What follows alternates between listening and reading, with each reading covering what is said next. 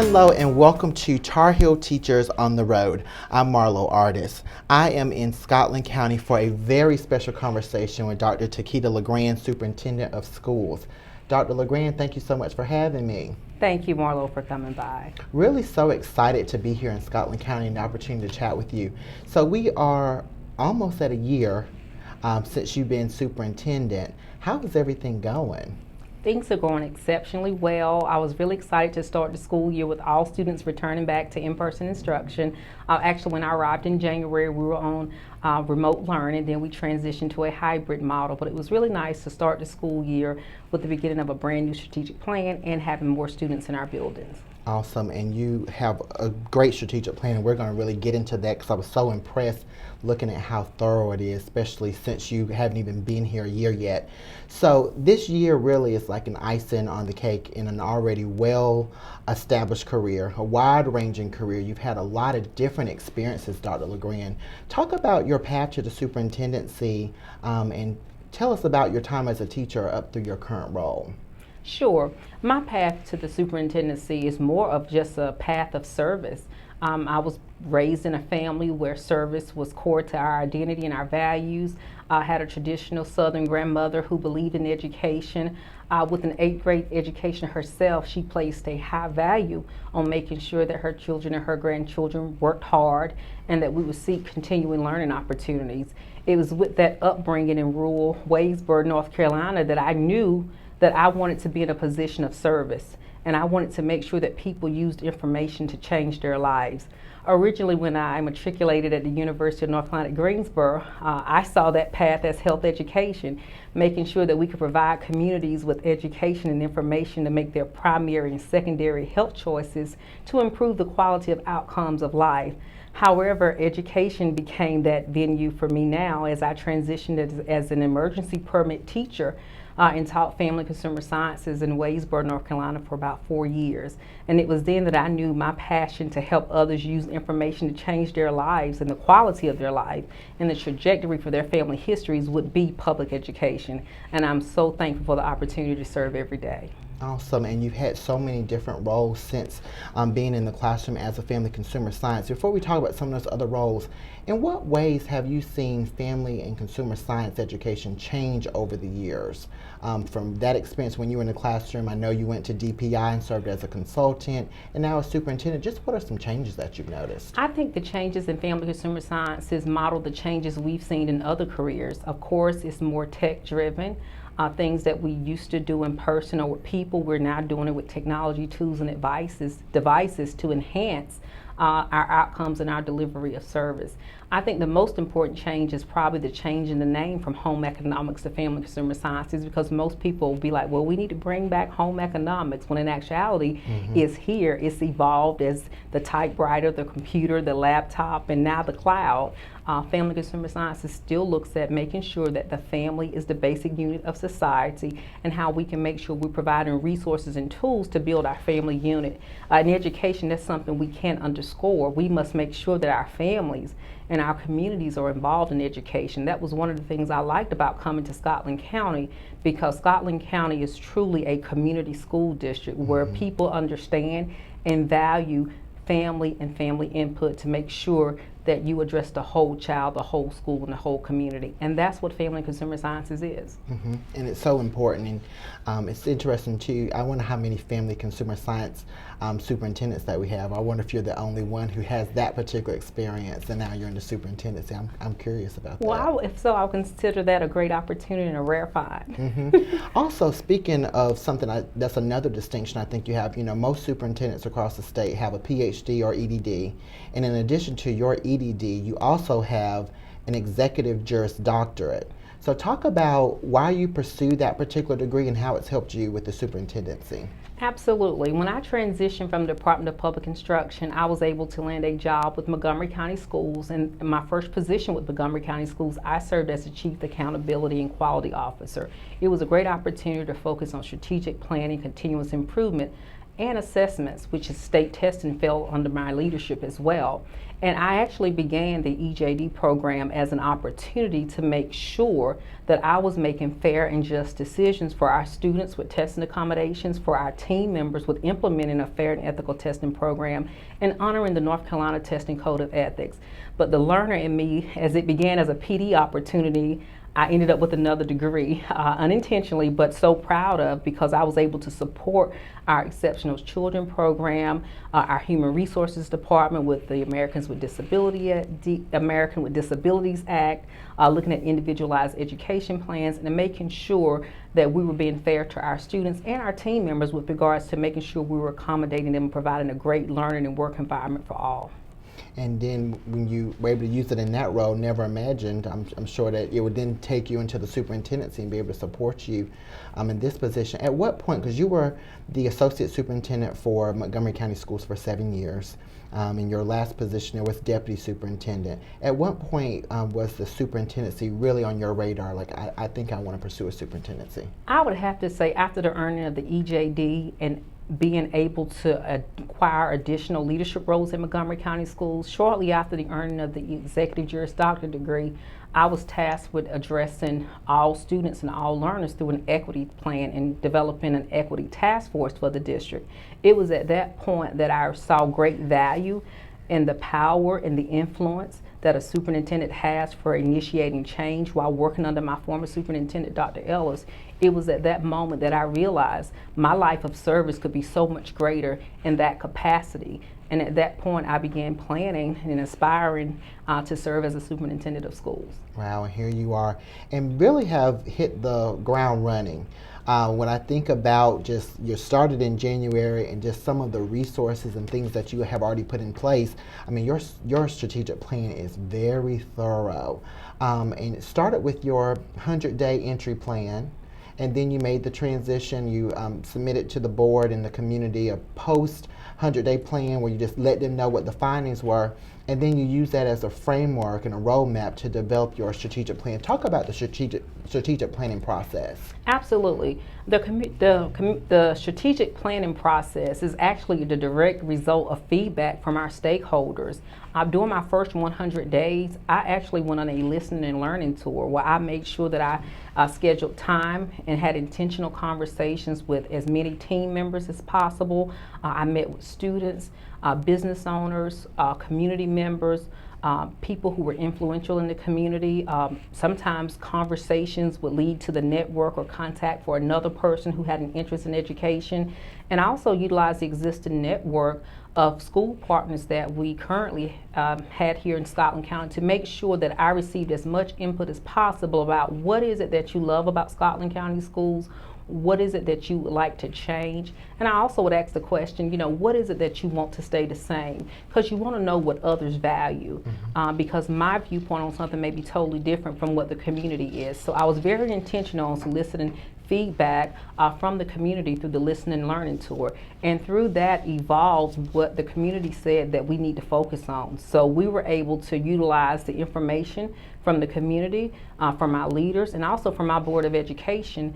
And I cannot forget the data from the Department of Public Instruction that led a lot of that work, looking at where our school district is as of 2018-19 with regards to accountability, making sure that we triangulated that data to determine where is it that we want to go and how are we going to get there. And that evolved into our 2021-2026 5-year strategic plan. And what I loved as you were going through the findings, Dr. LeGrand, not only did you focus on the areas of improvement, as some districts and some superintendents will do, but you really also highlighted areas of celebration. What were some of the things that really resonated with you in terms of what Scotland County was already doing well and how you could build upon those great things? I think the key thing that resonated with me was the evidence of the hard work and the community piece. When you think about the whole child, the whole school, the whole community framework, Scotland County is uniquely positioned with resources both formally and informally with the school counselors, mental health counselors. We have a dedicated position in central office that's dedicated to student support services. And I know from my experiences, and not only my experiences personally but professionally, that if students have the full wraparound services they need, and families and parents, our children can exceed at a higher rate and faster. So I knew coming into Scotland County Schools that that's something that was already in place, which means the rest of the work, which is focusing on curriculum and instruction and opportunities, that will be easier because that foundation is already there, which means there's evidence that we care about our children, we care about our families, and we want to make sure all of their needs are met. Their physical needs, their emotional needs, their mental needs, as well as their cognitive needs. So for me, that was one of the greatest shining lights and spots for me coming to Scotland County, and also the community support. I mean, people in this community have given me what I call a merited grace and favor. I'm still working on building relationships, and I have yet to do anything more than show up for work every day and work hard to earn the respect of the community. And they are pouring out their support, offering support of our teachers, whether it be their time, their resources, their business skills, because they believe in Scotland County Schools and they believe in the strategic plan that we created together as a community. So those are the two things that are really fueling me every day to return to work and work hard for our children and families in Scotland County. And I mean, when you think about Scotland County, so much pride here. I mean, so much pride. The community's really invested, so I'm glad to hear that everybody's really welcoming you to this community. How has it been for your family to get acclimated to this new community? It has been very well for my family. Sports rule here, and that's great for my family and I. We're a competitive family. Both of our daughters, they play competitive sports. My husband, he played competitive sports in high school, as well as myself. So that's really been an easy transition to us. Go Scots. We love the community. We love the small hometown feel. And if you're going to serve somewhere, you want to serve somewhere where it's familiar. And for me, Scotland County is very familiar to the community that produced who I am. So I consider an honor to be able to be back in a community that's very similar from my own upbringing. It's like 74 is your lane, because you've been in Richmond, you've been in Anson, Union County, and now here in Scotland County. This is your area, huh? Absolutely. Highway 74 is really my lane. Yes, and I've had great experiences in each county. I often tell people I learned how to be a teacher in Anson County. I'll say Union County taught me my curriculum and leadership experience from central office there, and Richmond County taught me how to be a school administrator. So absolutely. And of course, Montgomery County, I say, taught me the politics and leadership of education. So Highway 74 corridor, yes, but I hope this is my final stop. That is wonderful. I know they're really glad to have you here in Scotland County. So as you think about, areas of growth and improvement, I know one area that you identified was regarding equity, diversity, and inclusion plan. And really having that. And in Montgomery County, that was one of your areas that you were responsible for. So how do you start something like that in a district where you have to really kind of build? And then what advice would you have for other systems that are also trying to figure out how to really address diversity, equity, and inclusion? I will begin with a common understanding of what is it that we want. And when we look at our mission statement, our vision statements, most all public schools will say we want all children. We want all. We say ALL. But what does all look like? And to talk about all kids, we have to look at the subgroup data and the data that tells us how our students are doing, and then we have to be responsive to that data. So I always tell people, when you begin the equity work, race and gender are important, but it's so much more to the whole child and the whole person than what we assume to be the obvious. So making sure that you have a clear understanding of what diversity, equity, and inclusion is. And even when I started this work in Montgomery, I knew what the textbook definitions were, but we worked together to define our common understanding for our common definition for what diversity means for our school system. What does equity mean when you hear it? So we all have the common language for inclusion. And then why is this work important? I think it's very important that people understand the why behind the work, because it can easily become politicized and people can take it and turn it into something that's totally not. But I have yet to meet an educator who told me they don't want all children to be successful. So if we really want all children to be successful, we've got to look at the data and the evidence and our practices and be reflected to make sure that we're addressing the needs of all of our children. And that's what diversity, equity, and inclusion is. That's right. And on that note, we're going to take a quick break. When we return, we'll continue our conversation with Dr. Takeda LeGrand, Superintendent of Scotland County Schools. We'll be right back.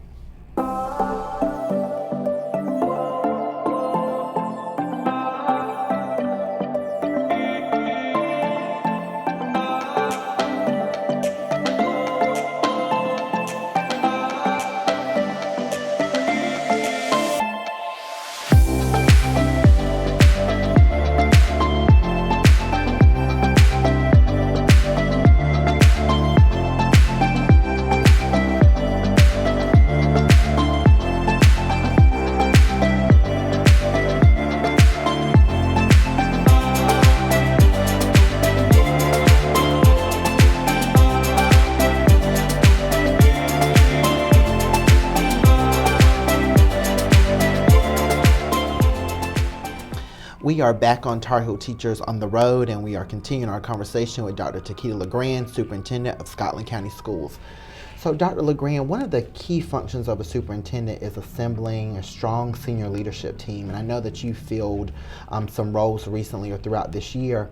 What do you look for, and what's your approach when you're selecting individuals who will work so closely with you? One, I want to know their philosophy of education. Because if you have the heart for this work and you believe that our work matters and we can truly impact individual lives for years to come, I need to know that you believe that as a team we could do that. Two, I'm strategic in hiring. If I have more than one vacancy for my exec team, I'm only going to advertise one vacancy at a time. I don't need two Takedas, I don't need two Marlows, so I look at a strengths-based perspective, and I want to look at all the strengths that are at the table and make sure I'm not duplicating strengths, so we can make sure we complement each other exceptionally well. And three, I want people who are going to be committed to Scotland County Schools. Rural districts are different from larger districts. From my experience, in larger districts you may have people who can perform tasks or supervise individual areas, where in a smaller district you may be to dual and sometimes tri-role. So just understand the difference in expectations for the workload in a rural district when you don't have as many positions as our larger districts have. So those are the top things that I'm looking for. High expectations. You're going to be a value add to the team, and you understand the unique needs and opportunities of rural districts. And that's a key point about that. I learned that when I went to Sampson County. I had worked in Chapel Hill and had a lot of people at the central office, and then came to the central office in Sampson. It was like, ooh, they have a lot of different jobs that you have to, a lot of different hats. And you wore a lot of different hats when you were in Montgomery County. Absolutely. How did that prepare you for the superintendency, and in what way did you still have to kind of shift, because it is a different role, but it prepares you for the role? So talk about that. I think the biggest transition for me was the delegation role, because I had been trying sometimes quadruple role in Montgomery County. It allowed me to be qualified for the superintendency position, because I remember doing my interview discussing, as I think about all the departments at Central Services, I can actually go into each department and have an intelligent conversation about outcomes and results in those departments, just by nature of my work with diversity, equity, accountability, compliance, strategic planning, accreditation, and my time I've spent in CTE as a state consultant. So that allowed me a diverse skill set. However, here at this level, just because you can do everything don't mean you have time, and you actually should do, because you have to give other people an opportunity to grow and learn and support. And my responsibility now is to lead and facilitate and know when to delegate. So that was the biggest transition. And with all those different roles that you have and all the different skill set, Dr. LeGrand, you could be superintendent anywhere. And I know Scotland County is happy to have you. What was it about Scotland that really appealed to you? Like, oh, this is just such a good fit. I would have to go back to the time I served as a school administrator in Richmond County. And it was at that moment of service that I knew I wanted to be in a community where I could be seen, valued, and appreciated for the work that I was doing, and that the community would resemble the community that made me who I am. When I think about my days growing up in rural Anson County in Wadesboro, North Carolina, and I think about the local church, the school, the community, I think about the lady who made my spring dance dress for practically free and told my mom $30. And I think about all of those experiences who made me the caring, giving leader that I am today. And I was like, I want to make sure that I'm a part of a community that's doing that for other people. And I see Scotland County as a unique county that is uniquely positioned to do that for so many of our children and families, and to make sure they have great opportunities, and that they know that leaving Scotland County, once they receive a quality education from our school system, they can go anywhere and do anything, and that sometimes you can do that right at home, and that's okay too. And that's so true, and it's really important for us to really share that and really get that out, and let people know, just what an opportunity that is to serve in your own community. I know that because you're so involved with the work that UNCP has with the Grow Your Own. Talk about that as well, because I know you're on one of their advisory boards at UNCP. Absolutely. Dean Floyd and Chancellor Commons, they're doing miraculous things for education and educators and students and families at the University of North Carolina at Pembroke. So I'm honored to serve as the chair for their School of Education Advisory Board. We were having a conversation with Dean Floyd about, she was pretty much like, tell me what are your needs in Scotland County?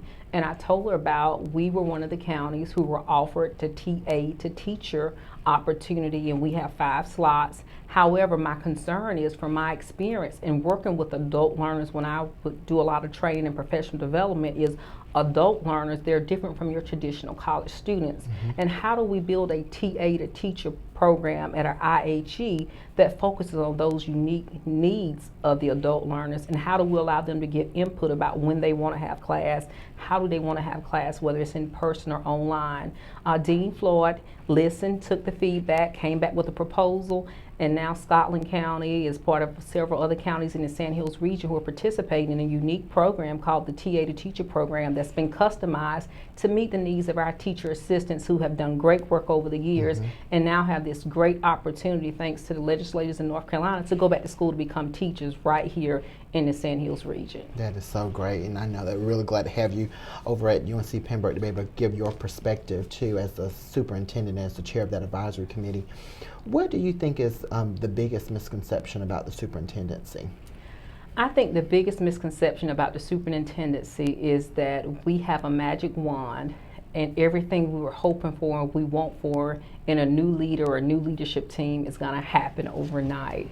I think, you have your honeymoon phase and everything is great. We have a new breath of fresh air. We have new ideas. We have new leadership. But then you got to do the work, and you have to be patient and wait on the change. And sometimes you have to go through the process of change. And even for adults, for us, sometimes change can be different. It can be difficult. It can be uncomfortable. So we have to make sure that we're implementing change with the understanding that this is different for some, and you're going to have others who want you to go faster. So how do you balance that to get great outcomes, great results, and also make sure that you're meeting your marks? Because, like you said, we have a strategic plan. And that's one reason I use the strategic plan very often when I'm speaking with community partners, when I'm speaking with students or teachers. I'm referencing our strategic plan because I want to make sure that the work we're committing our time and our resources to is going to be aligned to get us the results that we plan and the results that we're going to owe our community and our students. And that's really great. I mean, being so intentional and really showing those connections and how things, relate to that work, I think that's really impactful. Tell us how Scotland County is really growing greatness.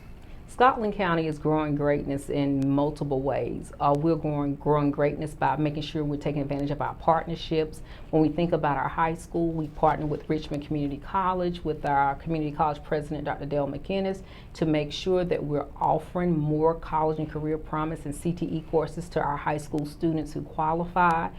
We just had a meeting yesterday. We're working with our local hospital to determine what their employment needs are, so we can look at our curriculum and our partnership with the community college to see if there's a way we can build a pipeline from middle school to high school to community college to the hospital to make sure we're supporting our local workforce need.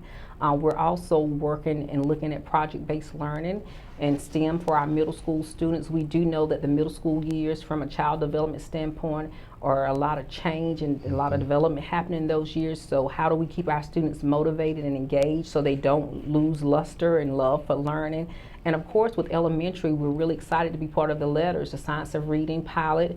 We're part of the Phase 1, Cohort 1 pilot for Science of Reading and LETRS. So we're excited about utilizing that information coupled with our other reading programs to make sure that our students are reading on grade level, because we do know that when students learn how to read, they can comprehend, problem solve, and they can accelerate learning. And with COVID-19 and learning delays we've had because of the impact of COVID-19, we need to make sure that we're doing everything we can to accelerate learning. One evidence-based project that's not new to North Carolina, but it's going to be new to Scotland County Schools. We've just partnered with East Carolina University for our elementary principals to take the dual language immersion course, as we utilize that course to plan the first dual language immersion program here for Scotland County Schools, because the research tells us that students who are bilingual, they are able to accelerate learning at a faster rate than students who only speak one language. So we want to utilize dual language immersion to accelerate learning among our younger students. You've got so much going on. So much going on. We have so much going on. So many great things going on here in Scotland County. Now, you're responsible for over 740 employees, 5,500 students. What do you do for self-care, Dr. LeGrand? For self-care, okay. What I used to do for self-care, I really do. I like to walk. I like to meditate. I like to listen to music, classical music, jazz music. That excites me. But even when I'm doing that, I'll find myself reading a AASA magazine, or I'm still reading or learning, or I'm on Twitter. I call Twitter my digital PLC. So I'm on Twitter reading things about education. But I am very fortunate to have a family that is committed to this lifestyle, because I tell people the superintendency is a lifestyle. And I'm very fortunate to have a husband and children who understand the lifestyle and the lifestyle and the transition, and they've been very supportive. But most of the time, like I said, a good family walk, a trip to the beach, and some good reads. And I try to stay off Twitter. When is that downtime? Well, you all have so many wonderful things going on in Scotland County, and we look forward to visiting. I know one thing I'm really looking forward to is visiting the new South Johnson Elementary. I mean, that's a really great thing for this community to have a brand new school. Absolutely. I was so excited to be a part of the unveiling of the portraits for the late Walter T. Gilmore and Isaac Ellis Johnson, whose pictures now hang in our foyer at South Johnson Elementary School to commemorate the blending of two schools there with South Johnson Elementary School. It is a world-class facility. It has great leadership, great students, great families, and we find ourselves meeting there often now. So from an equity standpoint, I've got to be intentional, making sure we go to our other schools, because it is our newest school, and this right now is one of our prized possessions, is South Johnson Elementary School. So we're really thankful to our Board of Commissioners and our school board for making that building available to our students and our team members. That's wonderful. And speaking of team members, I was looking at your Board of Education and the makeup. You have so many different, representation on the board: a school psychologist, social worker, administrators, community members. I think it's really wonderful to have a school board that has so much diversity and diversity of thought. Absolutely, absolutely. I'm thankful for our school board for the very reason. It's not one-sided. We don't have all educators. We don't have all non-educators. We don't have all business people. We truly have representation from a variety of different areas. As you stated, we have business members. We have college professors. We have former teacher. We have a former principal. So we have a mental health professional. So we are very fortunate. We have an entrepreneur. I mean, we have someone who works in human resources for a private company. I mean, we have so many different talents at play. It makes for rich discussion and great feedback, because remember, my lens is going to be diversity, equity, inclusion, and all means all for children. That's me all day, every day. But I do need to know what the business person is thinking. I need to know what the mental health professional, what the social worker, what the psychologist, what the entrepreneur, what the executive leader, what the former principal, the former teacher. I need to have all of those lenses and viewpoints, and they do a great job providing that. That's great. So many wonderful people here in Scotland County. Thank you so much for taking the time, Dr. LeGrand, to chat with us and have us here. Speaking about reading, one of the first things I noticed when I walked in the central office, I love the book vending machine. Yes. I love that. And that's in all of your elementary schools. Yes, that was part of a BRIC grant we were able to implement here, and the kids get coins, and they love the book vending machine. Absolutely. And there's a little reading area if they want to wait and sit and engage. And it always delights me to walk by and I see a family waiting, the kids are engaged, so I'll have an opportunity to engage as well. It's a really nice area. So thank you for noticing that. So many great things going on in Scotland. I could just talk to you all day. We want to thank you so much for having us here in Scotland County. Thank our audience so much for watching. We look forward to seeing you soon.